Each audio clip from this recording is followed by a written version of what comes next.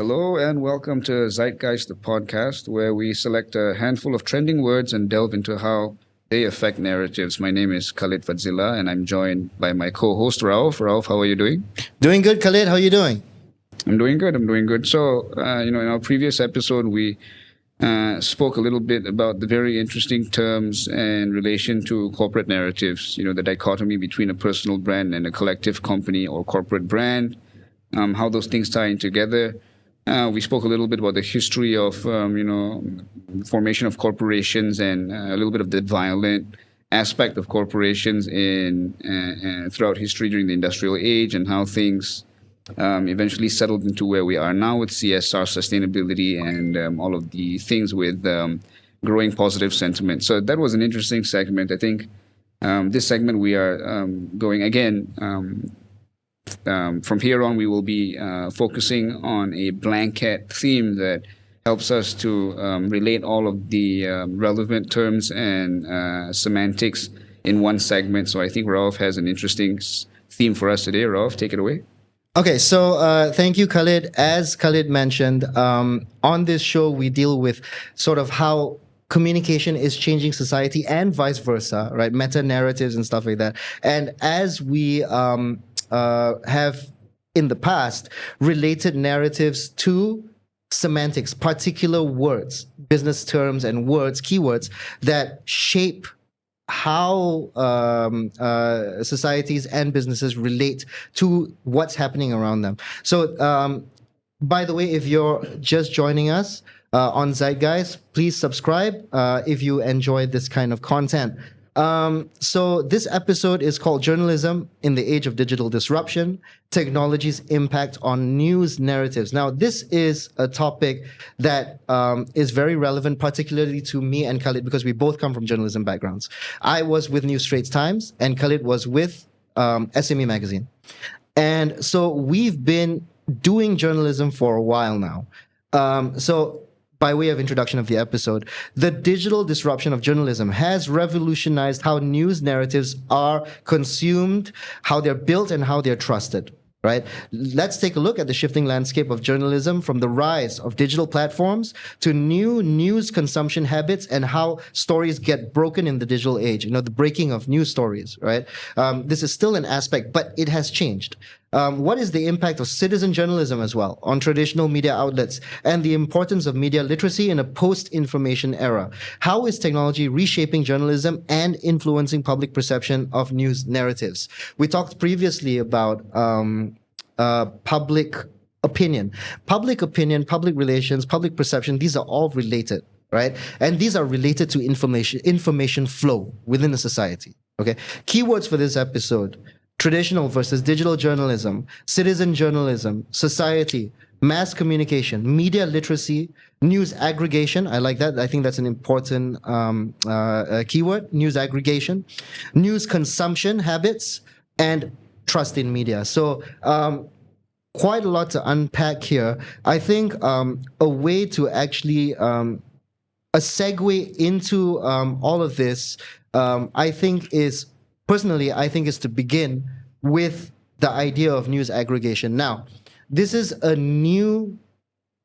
very new way of approaching things. I mean, if you look at newspapers of the past, okay, they were basically staffed by writers who went out and got the story, broke the stories and stuff like that.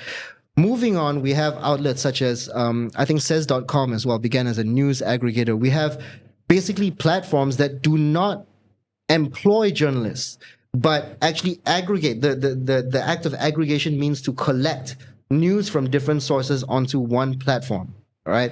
Related to that actually is the idea of citizen journalism, right? The idea that people themselves start. And again, I go back to the Arab Spring uprising and how Twitter, social media, particularly Twitter, played a big role in that.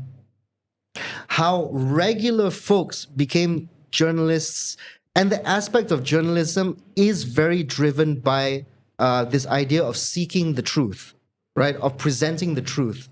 A democracy is made up of, I think, three aspects: free and fair elections, a free and fair media, an independent judiciary. I think these three main aspects. So the media is a large part of how people know what the people in power are doing, right? Whether or not they are abusing their power, right? So these are all aspects of truth that come out through journalism. Khalid? Oh yes, yeah. We were having a discussion the other day about and I was reading an article, a very interesting one that made this distinction between journalism and public narratives. Public relations, and how writing for the two basically is the difference between night and day. Journalism is the extraction and the discovery of facts and information and findings that lead to some kind of an revealing of truth. But public relations is the construction of narratives to suit public or corporate vested interest, depending on your clientele and so on and so forth. Me and Rauf, as professionals, we delve into both. We have a background in history in journalism, me, myself in business journalism. Rauf was with NST. And we have ongoing and currently are steeped in the sector of public relations as well. So it's interesting to make that distinction. But yes, I think that there is a big difference between what news aggregation journalism was back then and what it is today. But I think it's been a long time coming.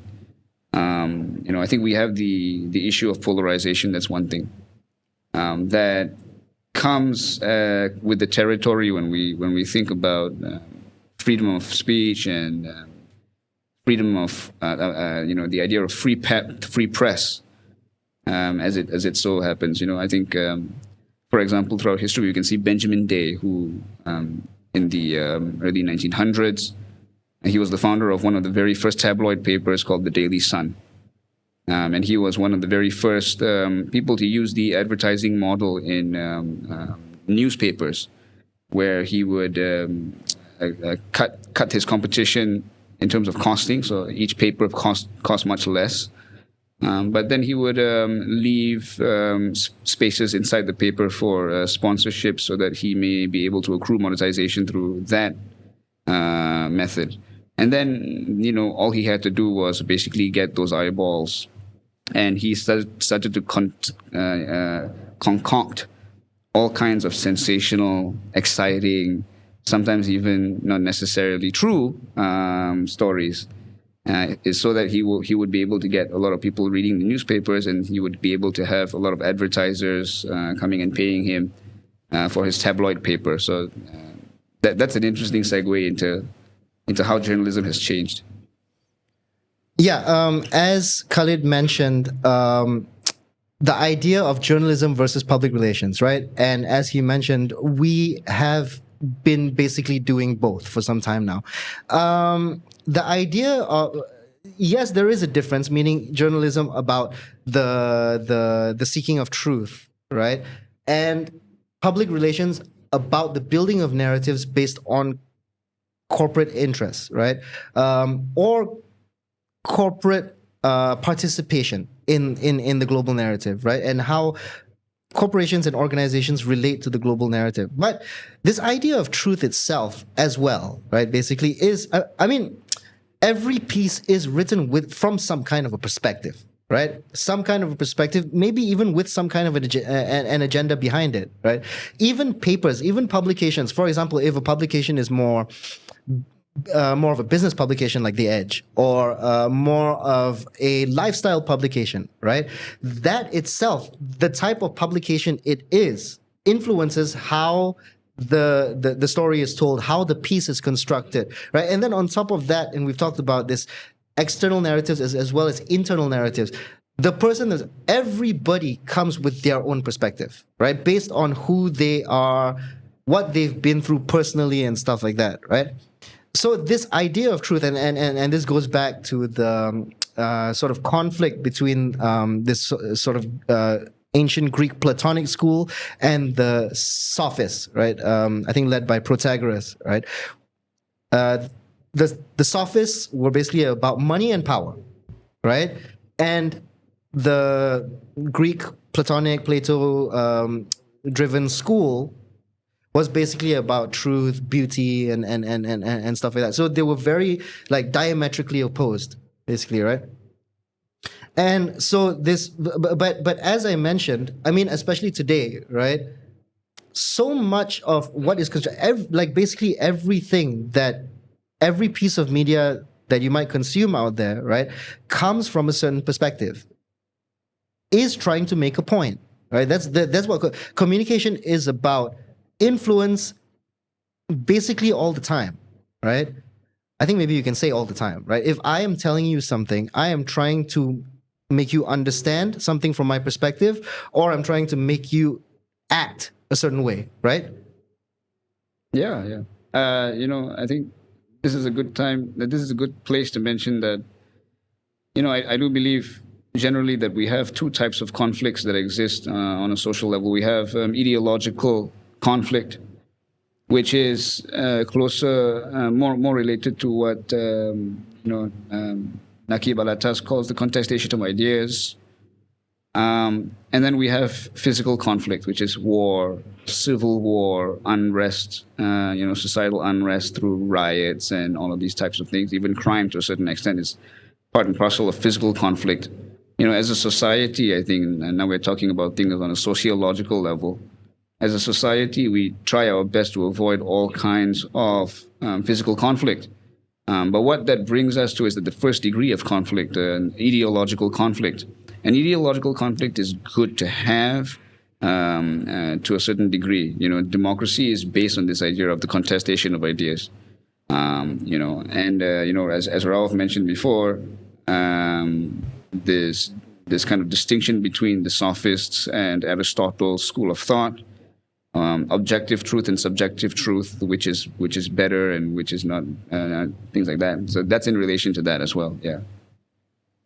Yeah. So the idea that different perspectives, as I mentioned, even though basically every piece of communication has influence, possibly even an agenda and a perspective behind it, like what Khalid was mentioning, having different perspectives is not necessarily a bad thing.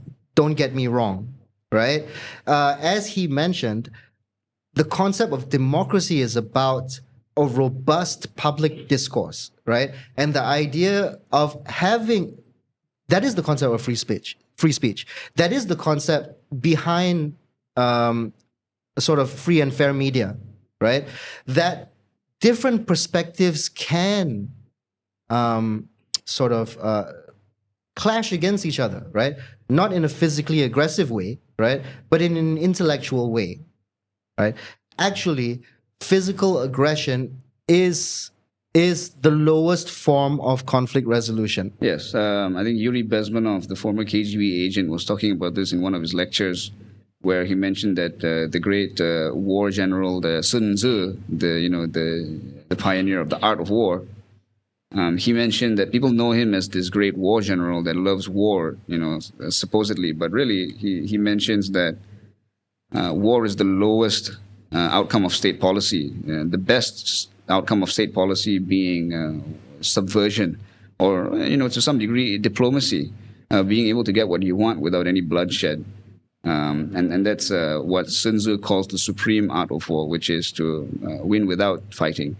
So diplomacy, the ability to contest ideas without fear of bloodshed. This is the progression of humankind to a great degree. Everyone has their own opinions, and it's important for us to express those opinions. But I mean, what's interesting about all of these things in terms of the diplomatic way of ideological conflict, we talk about this idea of building narratives.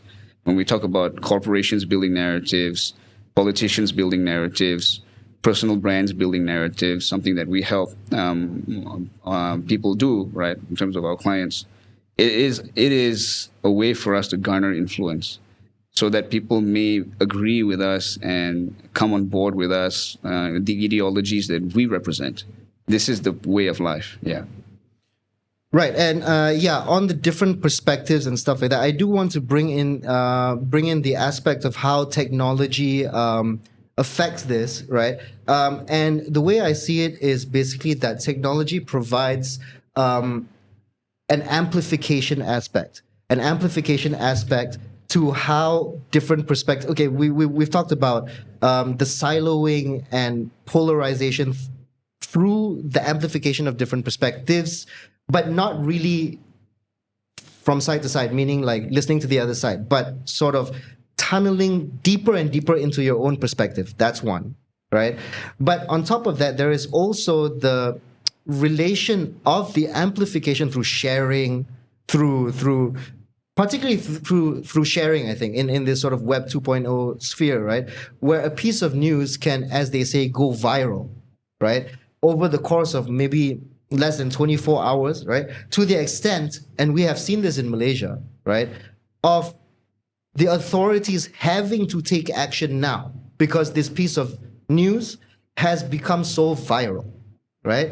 They have to now take take action, right? And you can see this with the sort of trial by media, or like the court of public perception with the Me Too movement and people like Kevin Spacey and Bill Cosby, right?